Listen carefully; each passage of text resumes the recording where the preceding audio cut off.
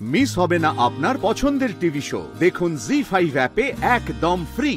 এই মেয়েটা আসার পর থেকে কেমন সবকিছু এলোমেলো হয়ে যাচ্ছে দাদা।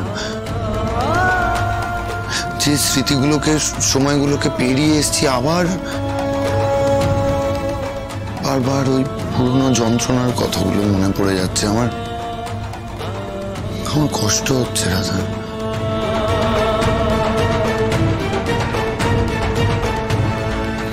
আমি জানি আপনার কষ্ট হচ্ছে,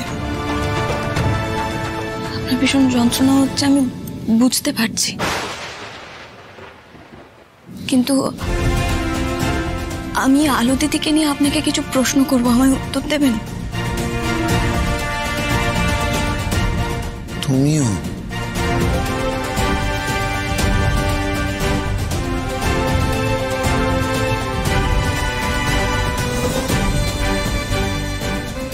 হ্যাঁ, উত্তর দেবেন আপনি আমাকে? কি উত্তর রাধা? কিসের উত্তর? আলো দিদির শেষ মুহূর্তে, মানে আগুনের মধ্যে আলো দিদির শেষ মুহূর্তে আপনাকে কিছু বলেছিল? কেন এই প্রশ্নগুলো করছো আমাকে?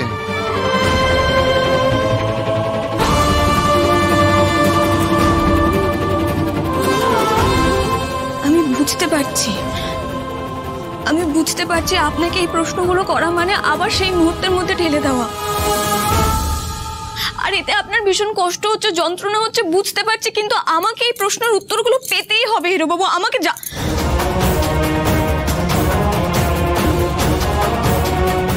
ওই মেয়েটার আসল পরিচয় জানবার জন্য আমায় এই উত্তরগুলো জানতে হবে।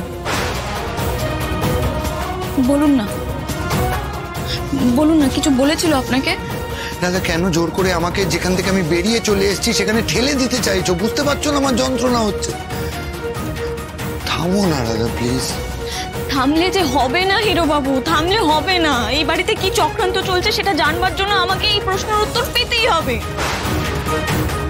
আলো দিদি কি আপনাকে দেখেছিল? কি বলেছিল আপনাকে? বলুন না, আপনাকে আলো দিদি শেষ মুহূর্তে কি বলেছিল? বলুন না, একবার মনে করে বলুন আমায়। আলো দিদি কিছু বলেছিল আপনাকে? আর যদি ওই আগুনের মধ্যে,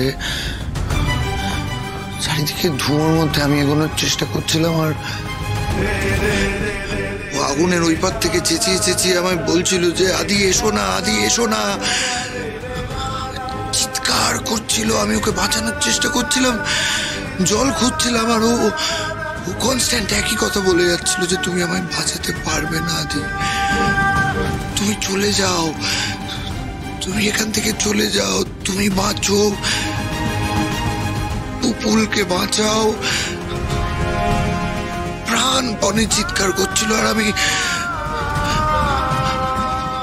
চেষ্টা করছিলাম রাধা ওকে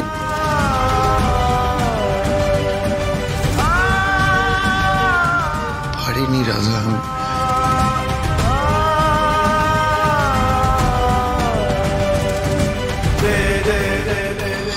ওকে বাঁচাতে পারলাম না রাধা। জি5 ডাউনলোড করুন আর সব এপিসোড দেখুন একদম ফ্রি।